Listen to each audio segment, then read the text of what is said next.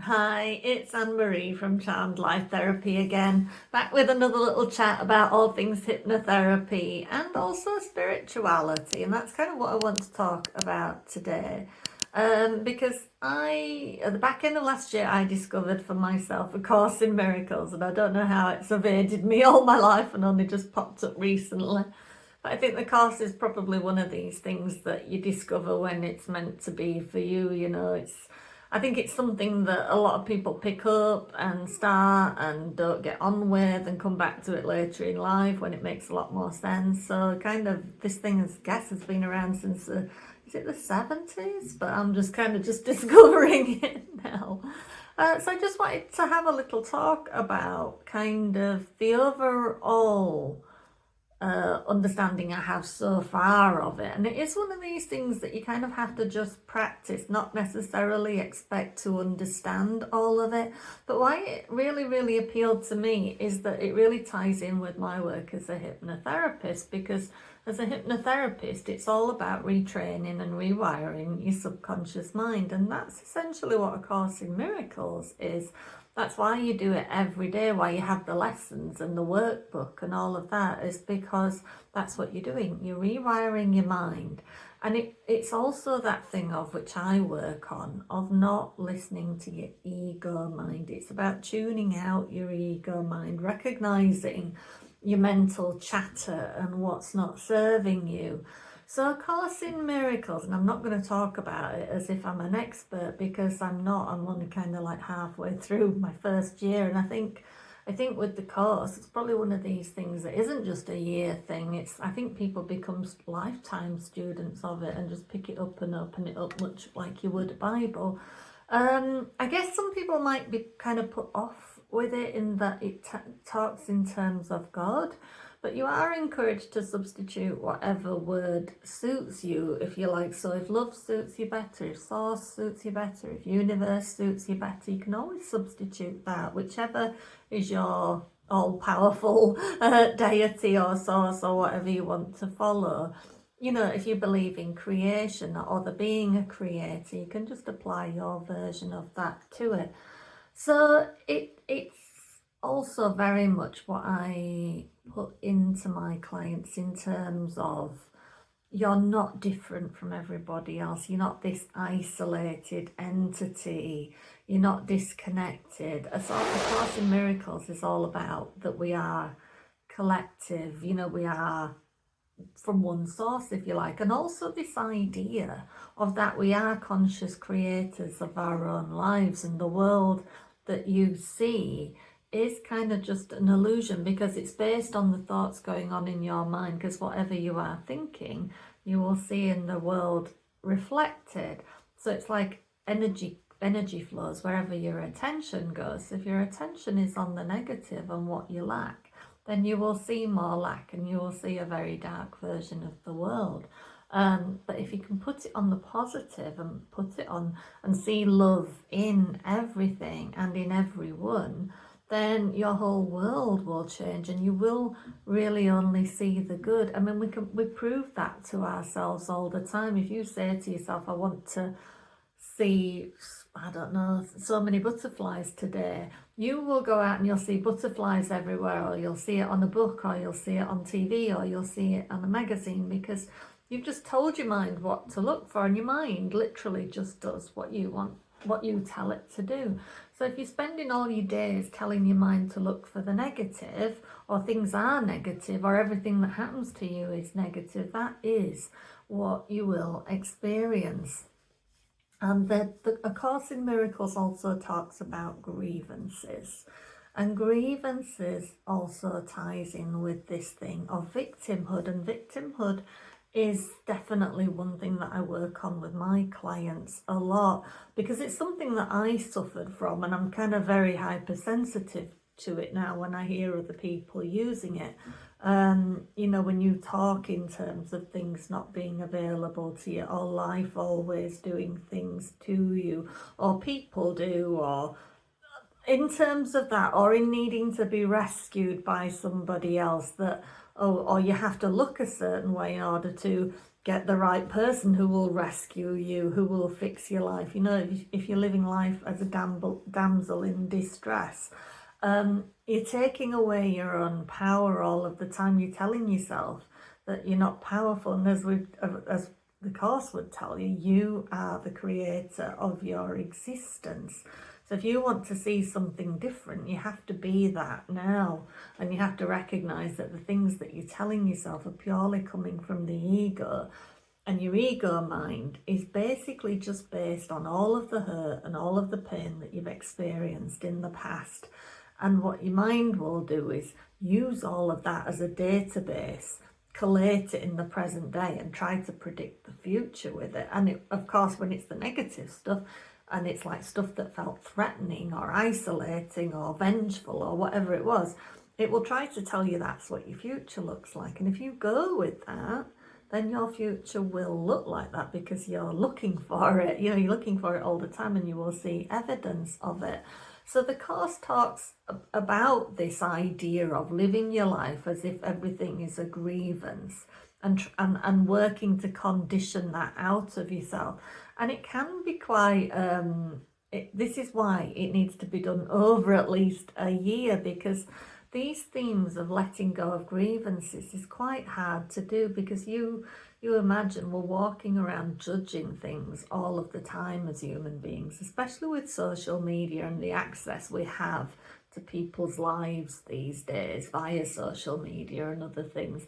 We're walking around as these big judgment machines, and who's right and who's wrong, who's at fault, who needs to be punished, who needs to be brought down a peg or two. When we do this, when we live our lives in terms of grievances and judgment, which again are ego-related things, our ego will tell us that somebody is right, somebody is wrong, something is not fair, somebody needs to be punished. That's ego mind thinking. But when we live like that, it's that thing of it makes us feel very isolated. We're living as a body rather than as a spiritual being, which the Course would tell you that's what you are. You know, if you've come from God or Source or love, you're being created in the image of that. So you're not this human body with the blood and the skin and the tissue and the hair and all of that.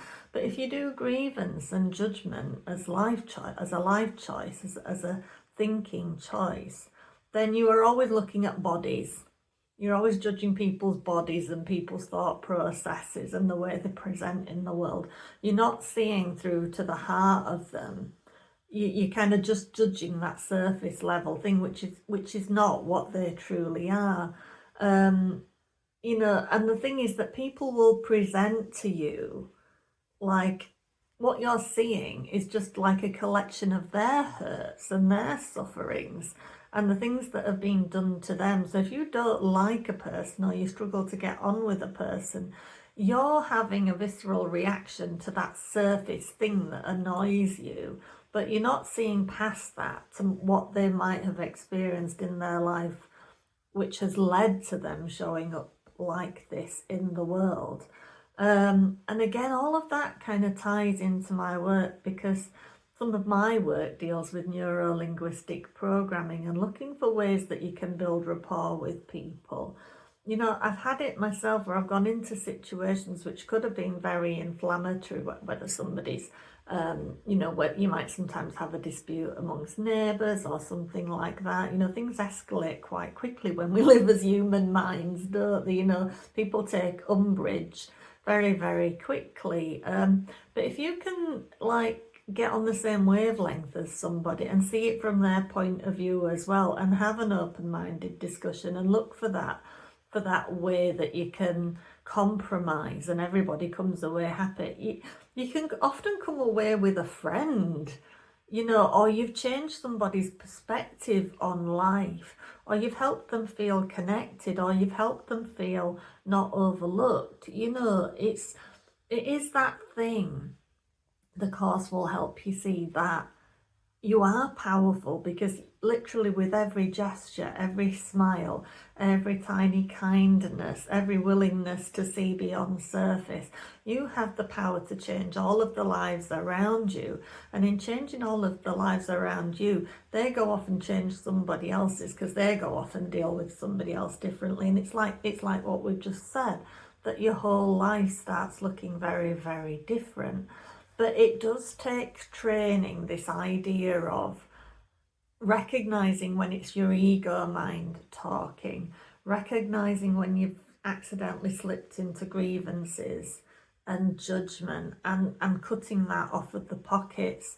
And the course is so helpful, because I always say to clients, it's okay coming for sessions and solving your presenting issues and all of that, but everybody should be actively working every day on healing of some kind of modality, whatever appeals to you. We should all be doing something actively every day, because the ego is a powerful thing, and it creeps back in when you're not looking. So it's something you do need to be constantly working on, identifying when it pops up and knocking it on the head, reminding yourself what it is. I think it's Pam Grout, who wrote a book on A Course in Miracles, said, I don't know if it was Pam Grout that said she named her ego, and then every time she recognised it popping up, she would tell it off, or tell it to go take a chill pill or whatever, because your grievance is like the devil on your shoulder. It's that thing sitting on your shoulder telling you that you're not good enough, you're not capable of things. People are looking at you a funny way. That must mean they judge you. And it's always wanting you to be in self-defense mode, self-protection mode, so that you go out into the world and you're kind of bristling at the slightest thing, and then you get that proof of the world being a bad thing and being terrible. But the course would show you that it is like the Matrix, really. So it's like, take the right pill and you'll see something entirely different. That is basically what the course is teaching your mind, that you are a being. You're not a body. It's like we get in trouble when we identify as a body, because we'll always pick fault with a body. We'll always say that we're not pretty enough, not handsome enough. Our stomachs aren't flat enough, there's too many moles, too many freckles, our eyelashes aren't long enough, whatever it is. And when we identify with the body, it's that disconnection, and it's about identifying with something that isn't real. And the course is very reassuring, because it has a lot to say about death and things like that death is just the death of this body, this container. It's like, it's not the death of you, what is really, really you, that you're created in God or Source or Love's image, so you're eternal, just the same, and it also will highlight to you that you really are in control of what your body is doing, which again ties in with my work. This thing of the body goes off and does, we tell ourselves that our bodies are in our control, that they go off and do these things and get all these illnesses and, whatever it is. But those illnesses, a lot of those things that crop up in our bodies, are because of a result of our negative thoughts and our resentments and our grievances and all of that. When you hold a lot of bitterness, a lot of emotional pain, a lot of resentment and friction and all of these things, it goes into the tissues of your body, and it will show up as all kinds of aches and pains and diseases and all of that. So it's very, you have a lot of power over your own body if you have the right mindset. And the course goes into all of that too, is that and that's why it's nice and reassuring, and it tallies in with hypnotherapy, because in hypnotherapy, like I said, we're always getting you to subconsciously rewire your thoughts and resolve often physiological problems as well as emotional problems, and the course helps you with that too. So that is why I do like it, and why I really enjoy it. I mean, I'm not following it properly in any way. I kind of just watch a video every day on YouTube. There's a Course in Miracles trainer called Carol Howe. I watch her daily video, and I kind of look at it on another source as well, another website, and I kind of just make my own notes and just list the lesson every day, and I only have to open that document every day and I feel instantly more peaceful and more reassured and more kind of at peace with whatever's going on in my life and what I feel like I don't have right now. That's, those very human pressures that we have. I feel very reassured when I do A Course in Miracles, because it kind of just brings me back into the right headspace that, okay, I may not be seeing it right now, what I need to see, but if I quietly do the work in the background and work on quietly reprogramming my mind, then the physical elements will catch up. The world, it just takes it a little bit longer. It takes energy a little bit longer in the background to work until you finally see the results of all your good work, But it's just intensely reassuring to consider that you are not alone in this life. You're not this separate being. Even if you were out there and you had no friends, no loved ones, if you picked up A Course in Miracles, you would very quickly see that you are beloved, you are wanted, you're here for a reason, that you are an idea in the mind of God or source or love, whatever you want to call it, that you were crafted specifically in this way, full of love, as part of the collective. You could never be alone. It's impossible for you to be alone, even if you've got nobody around, physical human bodies around you. So it's intensely reassuring. So yeah, I just wanted to talk about it today. And in the future, maybe I might even start a little thing where I talk about each lesson every day. But if you're interested in subconscious mind rewiring, if you've had hypnotherapy and you're looking for a daily practice that will continue that work, then I would definitely recommend A Course in Miracles, because you can do it for free and you can just do it at your own pace. If you miss a day, it doesn't matter. Do it. And there's little daily practices and things like that. But I just think, even if you're not deeply religious, I was raised a Catholic, but I haven't gone to church in years and years and years. But I've never not believed in God. I always walk around the house talking to God and things like that. Just in a little way, oh God, what's this about now? What are you doing now? Kind of thing. What did that person mean coming into my life? I don't really understand what that was about. Can you help me? I do it in terms of that, but I'm not a deeply bash you over the head with Christianity or religion, but I do find A Course in Miracles very, very helpful, and I can already see that I'll be doing it beyond 1 year as well. I can imagine that I'll take this with me all the time, because who wouldn't want to be constantly reminded that you are love, you are part of the collective, that you are important in the mind of God or source or spirit, that you are crafted entirely from love, no matter what hurt has happened to you or what abuse has happened to you. Just to know that you are the product of love, that there's a reason for you being here, that you can change your life and your prospects at any time that you choose, that you want to do that, then I think that's an intensely reassuring and helpful thing. And it's certainly a better way of looking at your life than looking at everybody who's hurt you, everybody who's right, everybody who's wrong, every grievance. All of that, that's an entirely painful way to live. The ego likes you to be riding your nerves all of the time and always looking for trouble and always looking for the next enemy or the next big problem. So we really need to get everybody in this world moving away from living an ego-minded experience. So for me, that's what things like hypnotherapy and rapid transformational therapy and practices like A Course in Miracles do for me. So I hope that was helpful. You can always book a free call with me if you want to talk about your own subconscious mind reprogramming journey. All the details are always in the description box below. Please do hit that like and subscribe and share if this has been useful to you at all. And there's always free resources as well in that description box. I have all kinds of free help, like a trauma and anxiety group over on Facebook.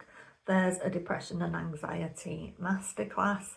which tells you all the ways you may have stumbled into having conditions like anxiety, depression, low self-esteem, low self-worth, and what you can do about it right now without antidepressants and things like that.